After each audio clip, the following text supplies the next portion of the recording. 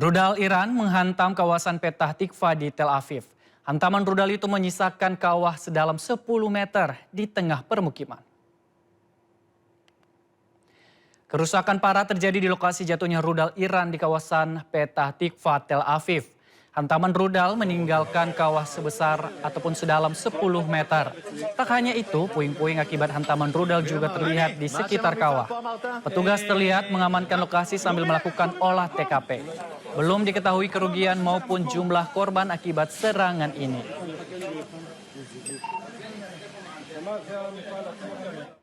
Iran kembali melakukan serangan dengan menggunakan rudal balistik dan drone. Serangan tersebut masuk ke dalam gelombang ke-92 operasi True Promise 4.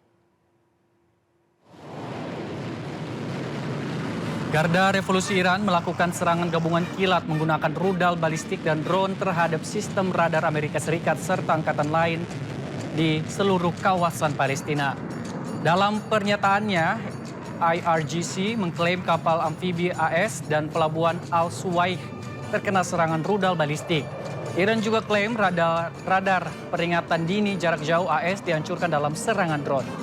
Selain itu, rudal balistik Iran diklaim hantam pangkalan udara Ramat David Israel di dekat Haifa, markas skuadron F-16. Dalam gelombang ke-92 operasi True Promise 4 ini, Iran klaim tembak jatuh pesawat F-35 di atas wilayah tengah Iran dalam 12 jam terakhir. Sementara rudal multi hulu ledak Khorram Shah 4 menghantam lebih dari 50 sasaran di Tel Aviv.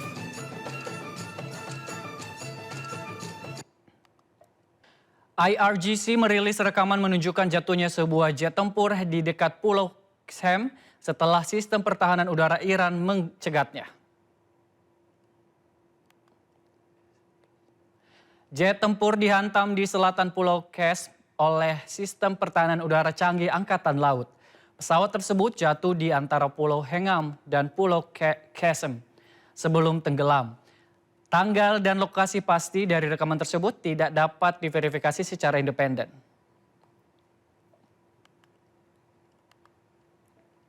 Sementara itu, pemirsa, rudal milik Iran berhasil menembus pertahanan Iron Dome milik Israel. Kali ini rudal Iran jatuh di kota Petah Tikva.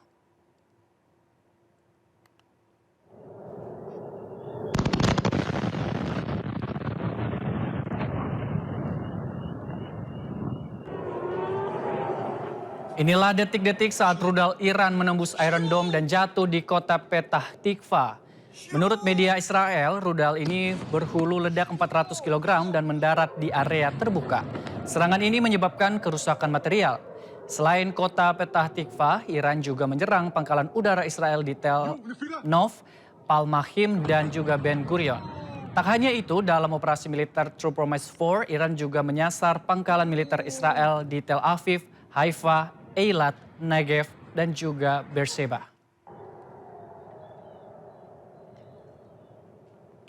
Militer Iran merilis rekaman yang diduga menunjukkan peluncuran drone yang diklaim menunjuk pangkalan udara Al-Azraq di Yordania.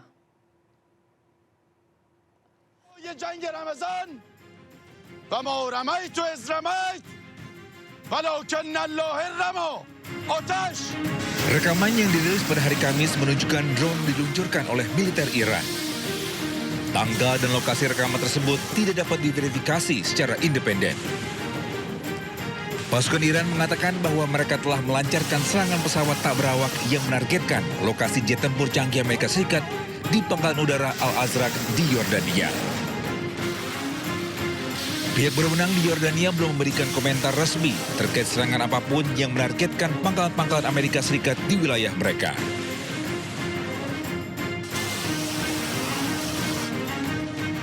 Selain itu, pemirsa, Iran kembali melakukan serangan ke Haifa, Israel.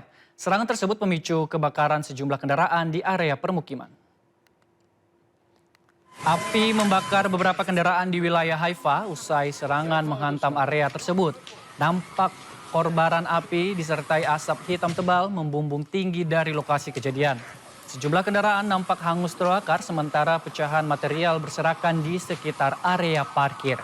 Belum ada laporan resmi terkait korban jiwa, namun otoritas setempat dilaporkan telah mengerahkan tim darurat untuk mengamankan lokasi dan mencegah api meluas.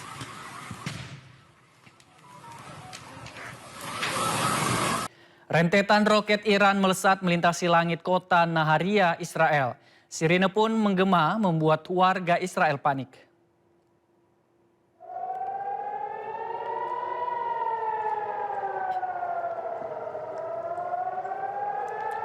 Sirine terus meraung saat beberapa roket melintasi langit kota Naharia sebelum menghantam pemukiman. Serangan ini terjadi saat warga setempat menggelar perayaan Paskah Yahudi. IDF mengatakan sedikitnya 10 rudal balistik ditembakkan ke arah Israel oleh Iran dan juga Hizbullah.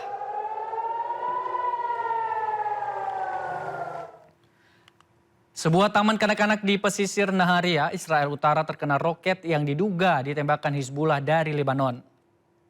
Polisi beroperasi di area luar bangunan taman kanak-kanak sekaligus tempat penitipan anak di Naharia, Israel Utara. Tidak ada korban luka dalam peristiwa ini. Israel menyebut ada 2 lokasi tambahan yang terkena serangan Hizbullah di Israel, yakni rumah warga dan lokasi perkantoran.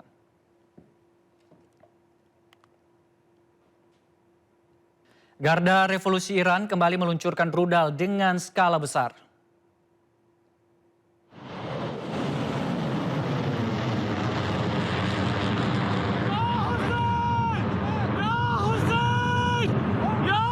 Garda Revolusi Iran kembali meluncurkan rudal dengan skala besar. Serangan ini bagian dari gelombang ke-90 True Promise 4. Serangan rudal Iran dalam skala besar ini menargetkan Israel, situs industri dan militer Amerika Serikat di Teluk dan Israel. Operasi ini diluncurkan oleh Garda Revolusi Iran sebagai tanggapan terhadap agresi militer Amerika Serikat yang menargetkan industri baja Iran yang menewaskan dan melukai banyak pekerja. Rudal ini juga disebut menghantam bagian operasional fasilitas aluminium Amerika yang belum rusak dalam serangan sebelumnya. Sementara itu pemirsa, libur panjang Paskah harus lalu lintas di eksit tol Parung Kuda, Sukabumi, Jawa Barat dipadati ribuan kendaraan yang akan menuju arah kota dan sejumlah lokasi wisata di Kabupaten Sukabumi.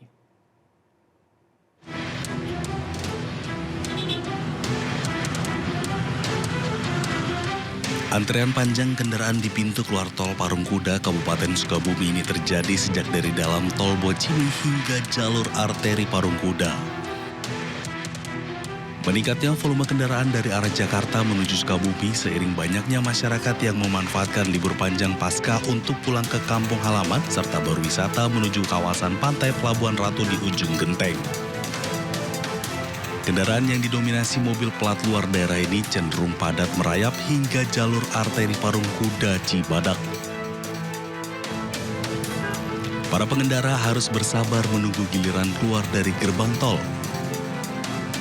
Penyebab kemacetan lalu lintas ini dikarenakan adanya penyempitan jalur di ruas jalur arteri yang semula 3 jalur menjadi 1 jalur.